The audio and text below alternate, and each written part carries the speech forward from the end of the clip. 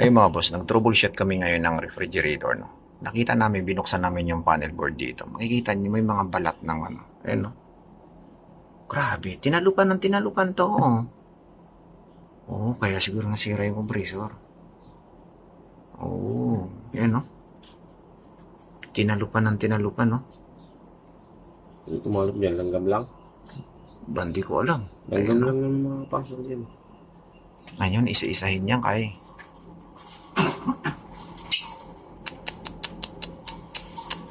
Ito pa, oh. Patay tayo dyan, board dyan. Hindi. Ang dami yan. Ano to? Huwag mo baka mamaputol, ha? Kasi dudugsong natin yan. Ang kumuha tayo. Gagamit tayo ng soldering iron dyan. Meron ako dun. Panghinang.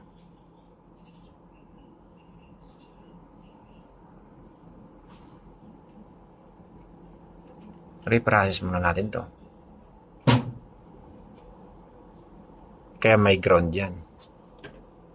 Hanggang dito. Kunin mo ha, baka maputol lang.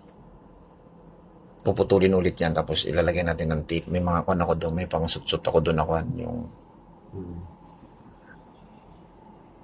Mahihila pa kaya? Hindi na. hindi na. Wala kung aabot pa. Hindi abot yan. Abot yan. Abot yan. Ako nang bala dyan. So, yun ang mga boss, oh. Binabanatan na ng aking bata, oh. Kita nyo yung mga wiring kanina. Halos tinalupan na ng daga. Binanatan na ni Mayor. Ayan. Yan yung malupit kong technician, mga boss. Veterano yan. Galing Kondura yan. Galing career yan. Ayan. Bigos-bigos na namin mga busing. Kasi kailangan nang i-testing. Tapos, naglagay na rin ako ng charging valve. Try natin paganahin ngayon pantarin natin kasi kanina may ground eh. Testing. Alright, tapos naka-ready na yung aking yung aking filter kasi nagpalit na rin tayo. Testing na natin yung mga busing. Okay po.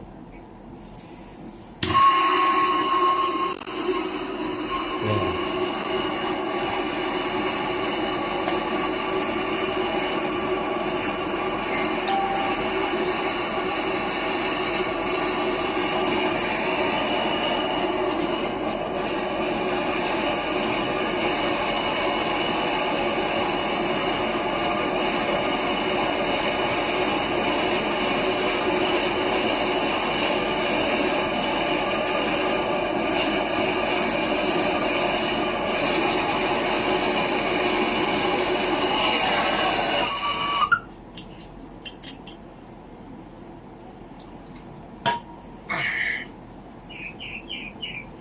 Merong walang gamit. Maaari bang hanapin mo, pare ko? Posible naman malaglag yun dyan sa kwan yan. So yun mga boss, magandang tanghali na sa inyo. Meron akong tinotroubleshoot ngayon na refrigerator. Two-door ito mga busing. Okay, ang kanyang model ay BMH1113Y. Inverter. Ilang door to pare? 4 door? 4 no? 4 door. CF mga busing. 47. Ay no, Ang CF issue nito ay 47 dito.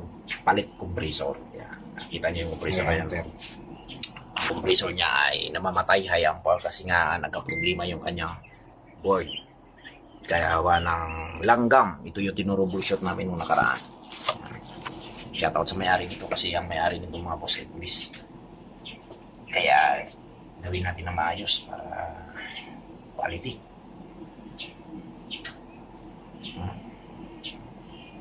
Ayan, tapos ko nang hinangin mga busing.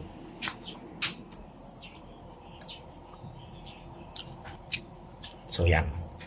Ang ipinalit namin ay sikinahan lang siya. Kasi nga wala na kami makitang model na katulad nito. Medyo pahirapan na. Nahinan ko na yung filter niya. Tsaka yung sa discharge line niya ay nahinan ko na. Tapos yung dito sa sanction ay quality naman. Medyo okay na. Okay, so kakarga na natin ng preyon ko mga boss. Ibalik na muna natin itong takip.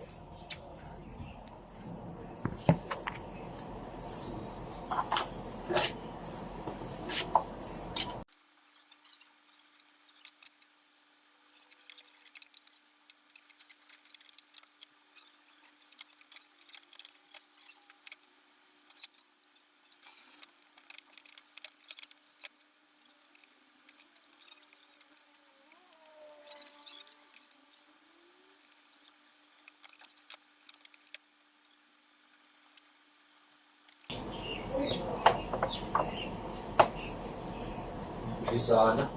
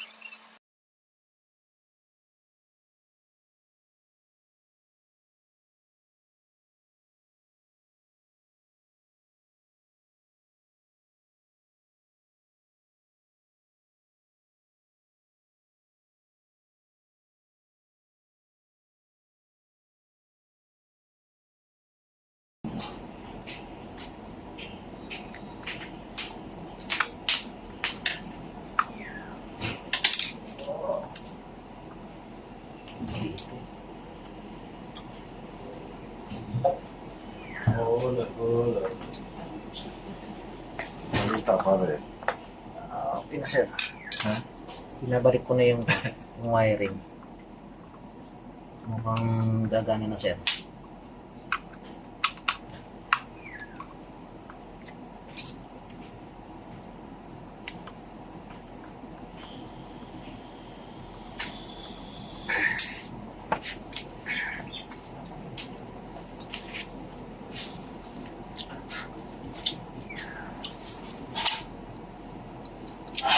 Tayo ay magbabacuum muna mga boss. Vacuumin muna natin.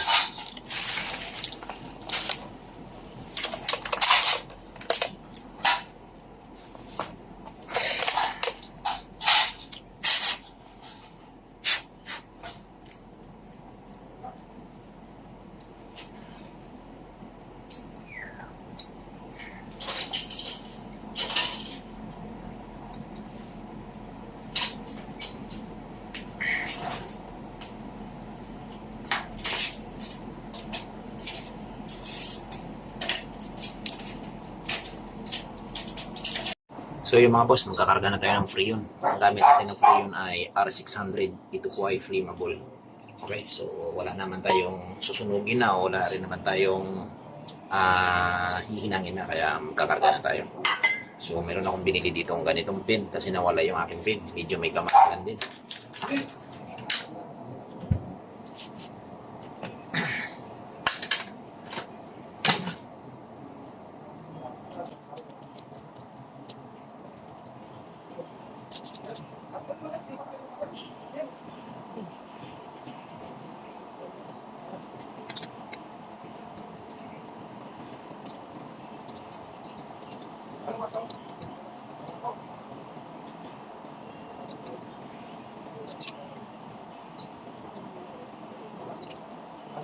So yan.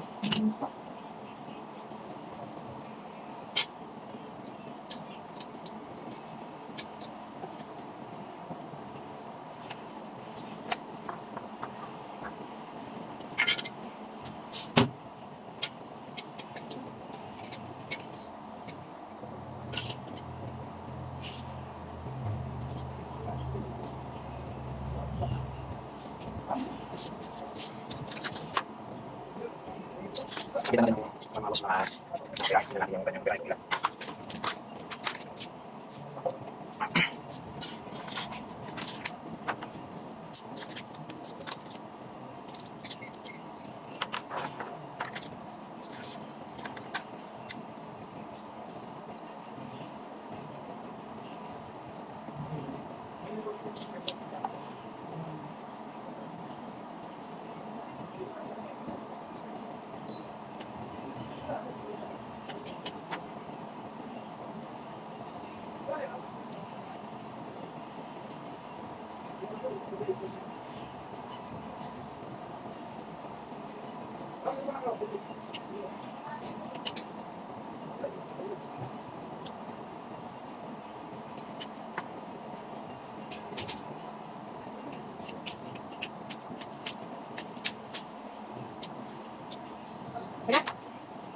Usap.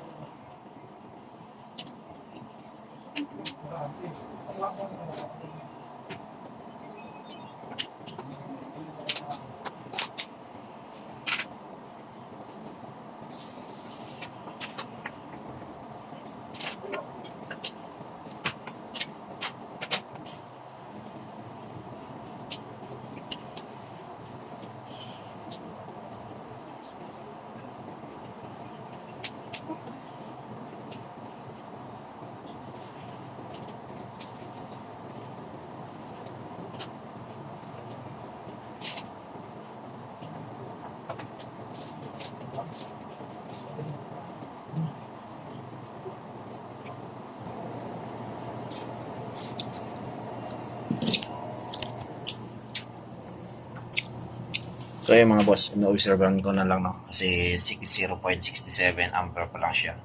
So running to 70. So dapat nakuha natin yung kanyang exact amperahe nito mga boss. Siguro mga 80. Ganun, kasi 0.85 ampere ang kailangan niya para makuha natin at ma-reach natin.